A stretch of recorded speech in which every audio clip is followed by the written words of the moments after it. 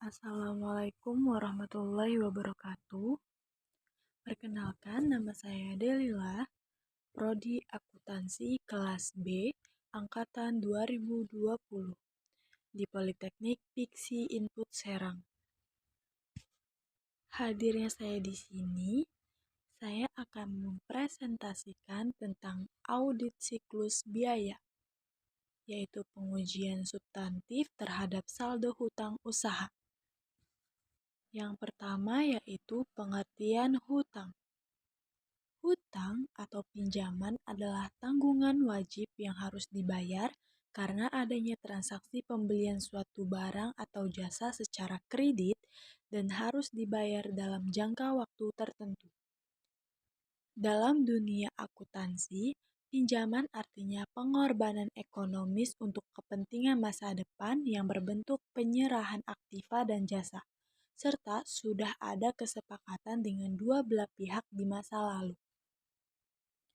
Para ahli juga turut mendefinisikan istilah pinjaman sebagai kewajiban yang harus dibayar, baik itu dalam bentuk tunai, surat berharga, saham, obligasi, tanda bukti utang, surat pengakuan hutang, dan lain sebagainya.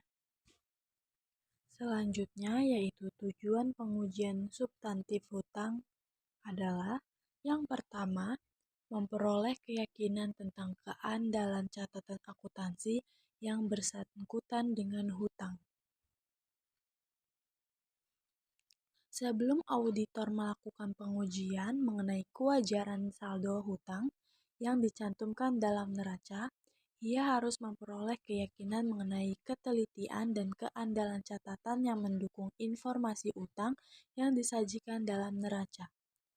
Untuk itu, auditor melakukan rekonsiliasi antara saldo hutang yang dicantumkan dalam neraca dengan akun hutang usaha dalam buku besar. Yang kedua yaitu membuktikan keberadaan hutang dan keterjadian transaksi yang berkaitan dengan hutang yang dicantumkan di neraca. Dalam pengujian substantif terhadap hutang pada umumnya, pengujian ditunjukkan untuk menemukan kemungkinan adanya unrecorded liabilities. Yang ketiga yaitu membuktikan kelengkapan transaksi yang dicatat dalam catatan akuntansi dan kelengkapan saldo hutang yang disajikan di neraca. Hutang usaha harus disajikan di neraca pada fakta pada tanggal neraca atau dengan kata lain sebesar jumlah yang menjadi kewajiban klien kepada kreditur pada tanggal neraca. Dengan demikian, tujuan pembuktian asersi penilaian tidak berlaku terhadap saldo hutang pada tanggal neraca. Yang keempat yaitu membuktikan kewajiban klien yang dicantumkan di neraca. Hutang yang ada pada tanggal neraca merupakan kewajiban klien kepada kreditur pada tanggal tersebut. Untuk membuktikan kewajiban klien yang dicantumkan di neraca, auditor melakukan pengujian substantif. Yang kelima yaitu membuktikan kewajaran penyajian dan pengungkapan hutang di neraca. Penyajian dan pengungkapan unsur-unsur laporan keuangan harus didasarkan pada prinsip akuntansi berterima umum. Pengujian substantif terhadap hutang diarahkan untuk mencapai salah satu tujuan untuk membuktikan apakah neracanya sesuai dengan prinsip akuntansi berterima umum.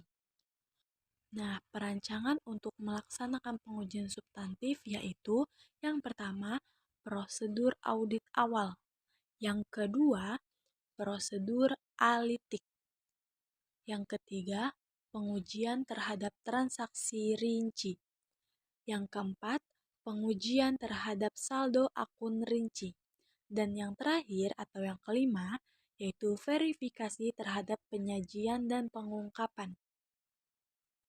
Untuk semua yang sudah menonton video ini, terima kasih banyak. Wassalamualaikum warahmatullahi wabarakatuh.